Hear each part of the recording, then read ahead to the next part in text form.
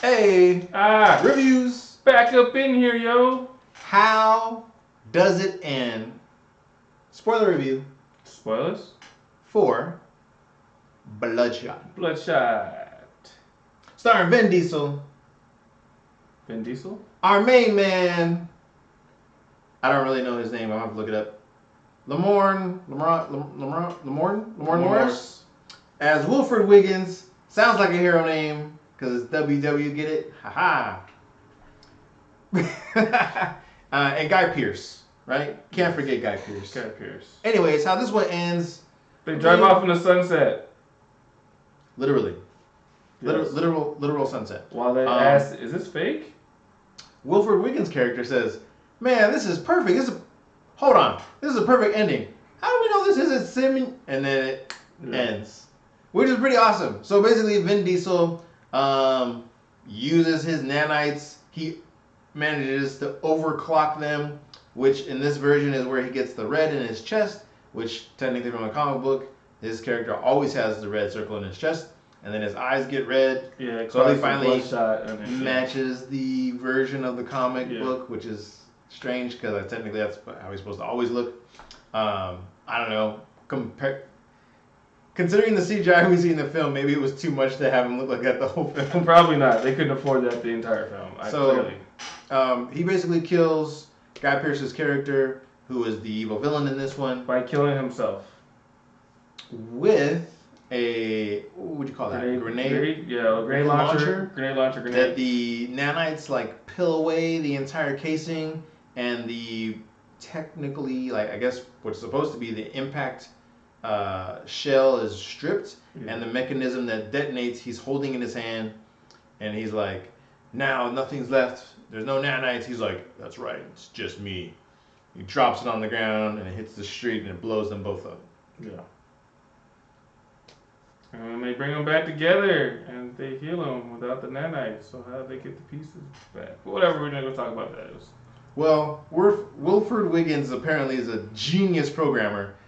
By his own admission, has 1,000 years of programming experience because he's so smart. Yeah. And he basically somehow increases his stamina. If you know what I mean. That's what it says. I was like, I don't know why I did that. And supposedly he doesn't need to recharge anymore. So he basically makes him fully self-sufficient, where he can just run. He can do whatever he wants now. Which I'm gonna take a wild guess is probably what his character is always like in the comic, maybe. I don't know. Yeah. Just throwing that out there. We get a little bit more backstory. We are told that he doesn't really know what's real.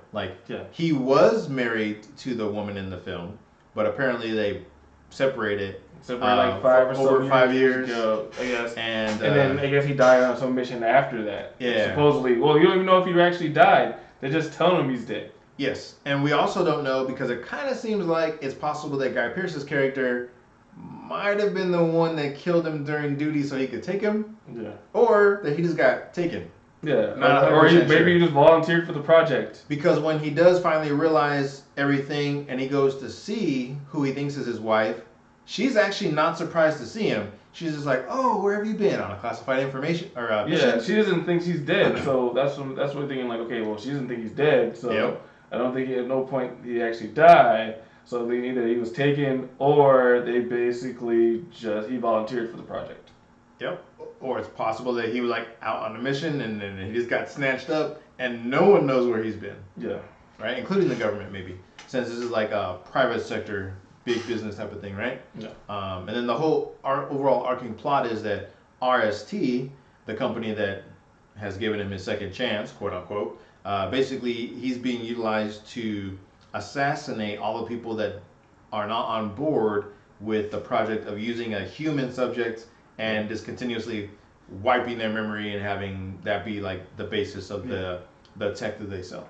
Giving you a super soldier that doesn't remember anything, doesn't have a moral compass, and none of that stuff. Just goes out the target, kills the target, and then comes back. Wipe the memory, do it again. So I guess apparently the other people were not on board, and therefore Mr.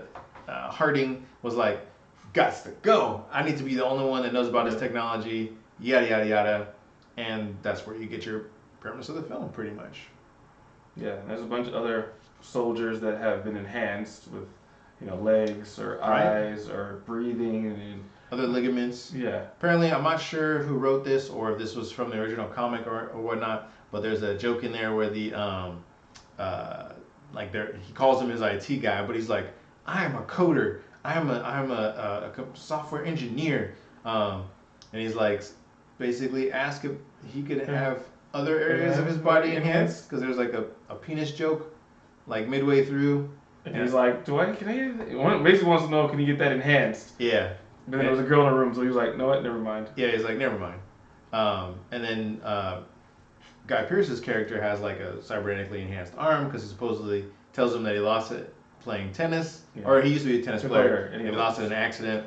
And then for whatever reason, he says that the other guy who has enhanced legs supposedly lost it doing like a tour or whatever and is walking out, trip mines.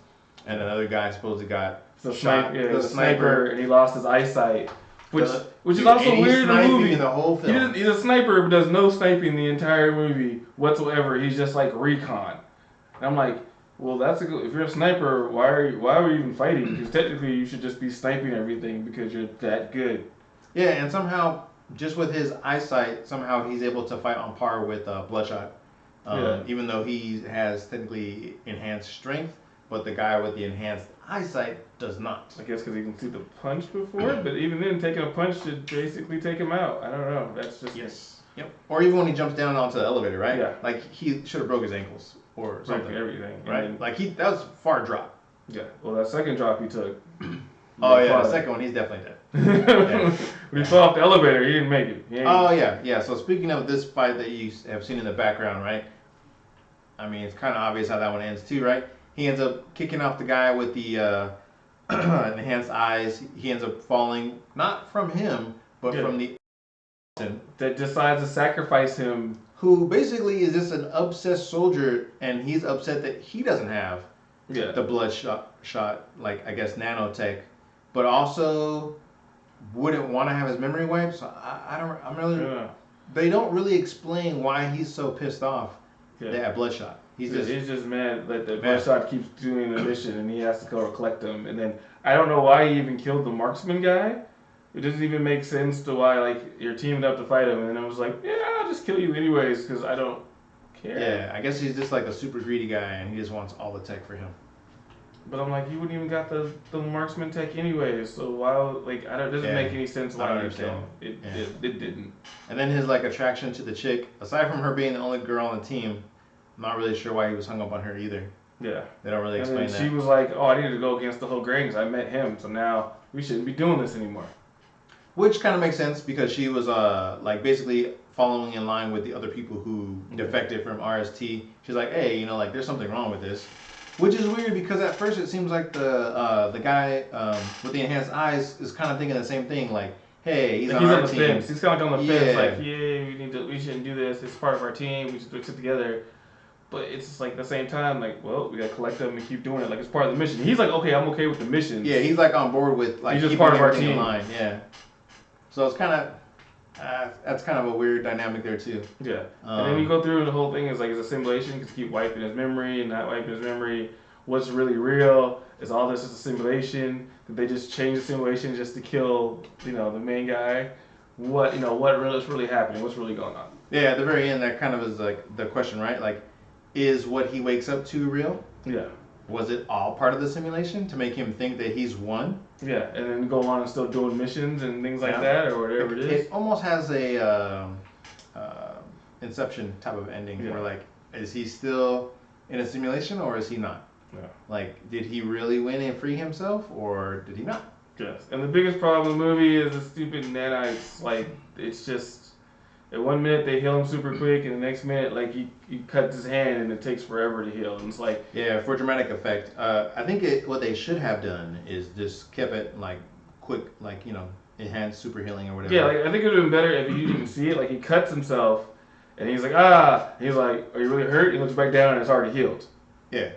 Instead of seeing it take forever and you CGI and looking all the nanites doing a repair, And then they could have just said something like, oh, let's slow that down and take a closer look, right? Yeah. You could have just said that, and then you still show it what looks like real time, but since you said it out loud, you can then see like this. Yeah, like right basically like just cut him under the camera and then basically record it and play it back to him.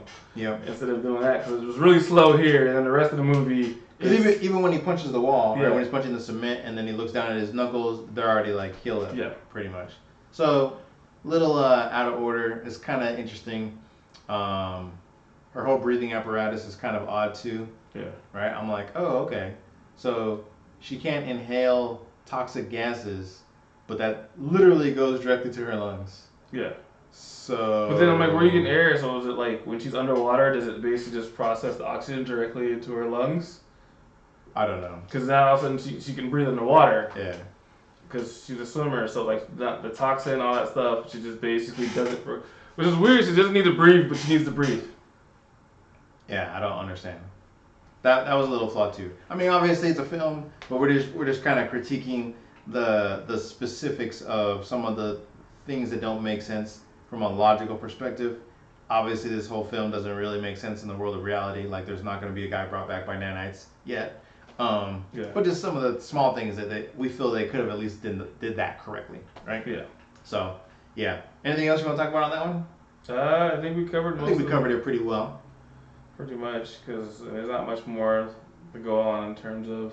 Oh, we already covered the wife was already married and moved on. Mm-hmm. We talked about that. Yep. It was like pretty much this whole story's fake. I still want to give a shout out to Wiggins. Yes. Zamora Morris, who makes the comment about Zamunda. Zamunda, King Joffrey. He if there was more of him in this film, I would definitely rate it higher. Yeah, he did a good job. Like if he had like another 20 minutes of screen time, I probably would have gave this a 3 or a 3.5. Yeah. Like no lie. I mean, if they do a sequel, which I don't think they will, because it's probably not gonna do well. I hope they do, and they give us like some more. All Wiggins. Yeah. He's like his tech. Like guy. If he basically is like his guy in the chair. Like if we give him like a Batman type of thing, and he gets to be Oracle, or like if he does more of like a Wolverine type of role, and he gets to I don't know. Have someone be his comic relief like throughout, it'd be awesome. Yes. Great. That would be a great duo. I'd be happy to go see more of his character in a film. With better CGI. Yes, much better. Or maybe cut back and you don't have to have a CGI fight scene and you just have some dope fight scenes. That's true. Right? Yeah. And maybe that's better. I would be okay with that. I don't need to see him fight other robotic people. Oh, that's the thing with him taking bullets. He hated, like, I don't understand why, like, okay, you get this technology, you're not really sure how it works, so the first thing you do is get shot in the chest. Right? Like, I don't know how this works. So the first thing I'm going to do is take this shot directly to the chest. Sorry, Ian. I mean, logically, if my hand is sliced in half and I can punch a wall, clearly I can take a bullet. Yeah, clearly I'm taking some bullets to the chest. I'm like, why don't you try to avoid and duck? And my thing too. And a shotgun.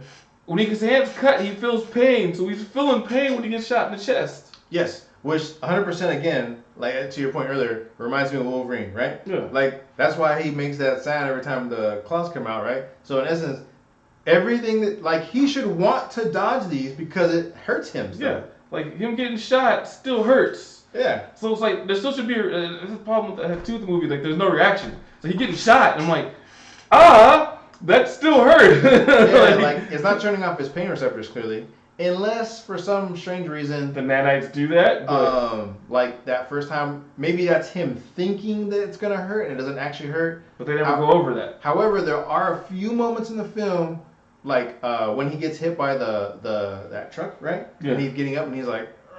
And like his face starts coming back, like I'm like, okay, so is he doing that because he's in pain, or it's not consistent. And in these type of films, you at least hope for some consistency throughout the plot or the mechanisms that they're using for these people's power, but it's not there. No, it's just not there. Man, you said something else right now that triggered me to think about another thing about his healing factor or his power, but I forget what it is. Oh, okay. The other thing. Where the nanites get drained from his body and then put back in. Yeah. Right? I was like, okay. So what do they do with the other ones? Like I guess they because it needs to be charged, right? So basically, I guess when they take them out, they go charge those ones and they put new ones in that are charged. Okay, that makes sense. So it's like the recharging system. Oh so yeah, because basically it's like replacing his battery. Yeah. So basically, like because you overcharges them and it runs out of power, things like that. So basically, back they take the ones out, they charge those, put new ones in. There you go, and you can keep on, just keep cycling through. Yep, that's right. I forgot about that. So that's pretty much like the last piece that I wanted to bring up because I was like, wait a minute, why were they doing that again? Okay. So yeah. So now he doesn't need to charge them. So doesn't that just go forever, ever? We did forget to mention the one part where Wiggins hacks their system with KT's help. Yes. You know that's coming. That's the other part about this film. It's very predictable. It's cool, but you knew it was coming. Yeah. And that's when he makes some more comic relief. It was pretty funny. But aside from that, that was all I could remember at the last second. That's it. So once again, thank you everyone for liking, commenting, and subscribing.